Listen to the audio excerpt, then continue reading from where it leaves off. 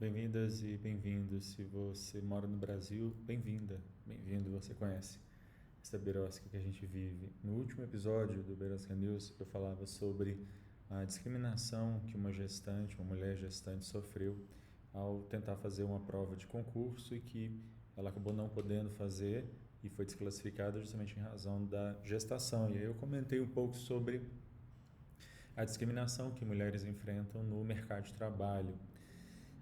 Infelizmente, isso não é um privilégio do mercado de trabalho. A discriminação contra a mulher começa até antes, dentro da universidade, no ambiente de ensino, um ambiente que deveria ser um ambiente justamente oposto disso, de liberdade para essa mulher, de liberdade, de possibilidades para elas poderem desenvolver suas pesquisas, seus estudos, enfim, contribuir com a ciência como fazem efetivamente, mas é igualmente um ambiente de opressão e de assédio, inclusive não só moral, mas também de natureza sexual. E é um pouco sobre isso que eu quero falar hoje, sobre os dados de uma pesquisa que vão mostrar que no Brasil, um artigo foi publicado na Nature, uma em cada duas pesquisadoras sofreram assédio sexual, inclusive. A Birosca desse quadro que eu faço aqui todas as semanas, falando de questões de direito. Esse conteúdo fica disponível no youtube.com/Alexandre Bahia e também o podcast do Birosca News, disponível em várias plataformas. Se você gostar desse conteúdo, dessas discussões, assine o canal, curta, compartilhe, comente, ative lá os sininhos para que quando houver um novo episódio você seja informado. Pois bem, esse artigo da Nature ele é baseado num estudo da Academia Brasileira de Ciências e ele foi feito com jovens doutores e doutoras, mais de 4.000 pessoas que terminaram o doutorado entre 2006 e 2021. E os dados são realmente chocantes, porque eles vão mostrar, como eu disse, que praticamente metade das doutorandas, das mulheres que fizeram doutorado entre 2006 e 2021, sofreram alguma forma de assédio sexual.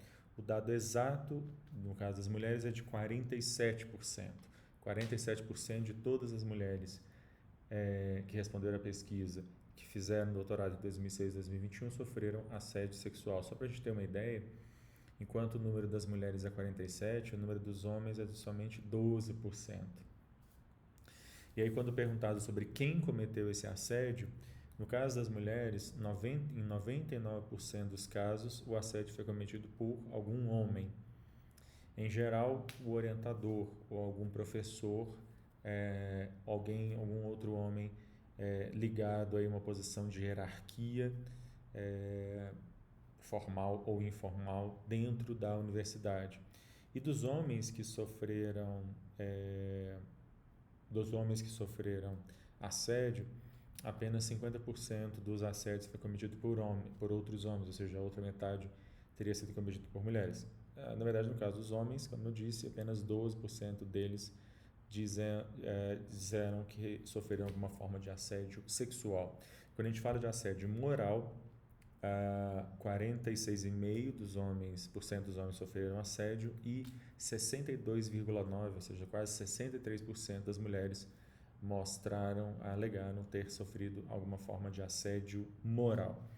Esses dados são extremamente preocupantes, porque eles mostram que mesmo na formação dessas futuras pesquisadoras, elas já se formam com as marcas que o assédio, seja ele moral, seja ele de natureza sexual, deixam nas pessoas.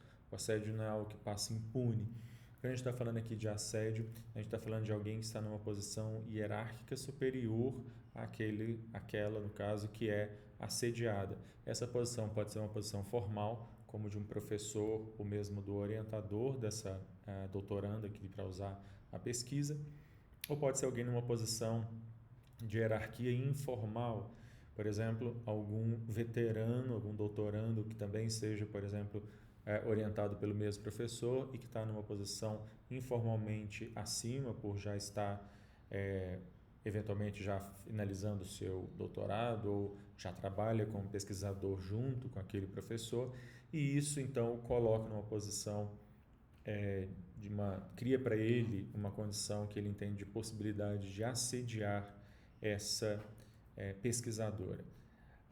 E aí, quando a gente junta com os dados sobre a exclusão da mulher do mercado de trabalho e a feminilização da pobreza, enfim, o fato de que é um número muito grande de mulheres que faz mestrado, não faz doutorado, justamente porque a elas é dada a incumbência de serem mães, esposas, donas de casa, enfim, enquanto que uma porcentagem muito maior dos homens se sente muito mais confortável para fazer mestrado, fazer doutorado, porque é a mesma coisa, não lhes é exigida. O que a gente percebe no final das contas é que essas mulheres que resolvem romper essa barreira e exercer o seu direito constitucional, uma formação e se tornar pesquisadoras, cientistas, etc., elas incrivelmente vão sofrer esse assédio. Então, elas ousam romper com uma barreira que lhes é imposta, mas, ao fazê-lo, elas estão sujeitas a essa condição de vulnerabilização. Falar sobre assédio dentro das universidades ainda é um grande tabu. É claro que eu falo aqui na minha condição de homem, de que não tenho como, obviamente, falar sobre uma mulher se sente com relação a isso, apenas posso me referir às pesquisas e aos relatos de outras que já vi pessoalmente falarem sobre o assédio que sofreram, ou dos dados de pesquisas como essas que li, e é algo que a gente precisa falar muito ainda.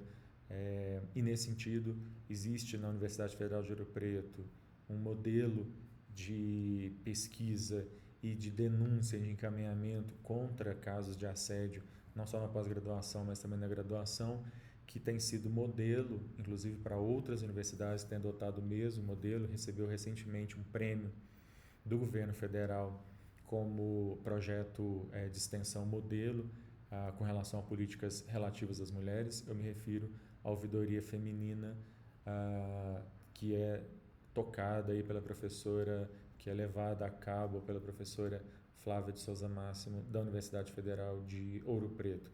Um projeto que eu vou, inclusive, deixar aqui o link para aquelas, principalmente, né, mulheres, mas também aqueles que quiserem saber mais sobre os trabalhos, a atividade da ouvidoria feminina, porque essa é uma questão que precisa, como eu disse, urgentemente ser discutida. Bom, eu vou ficando por aqui. A qualquer hora eu volto falando de mais alguma coisa maluca, absurda, estapafúrdia que acontece nessa birosca de país. Tchau.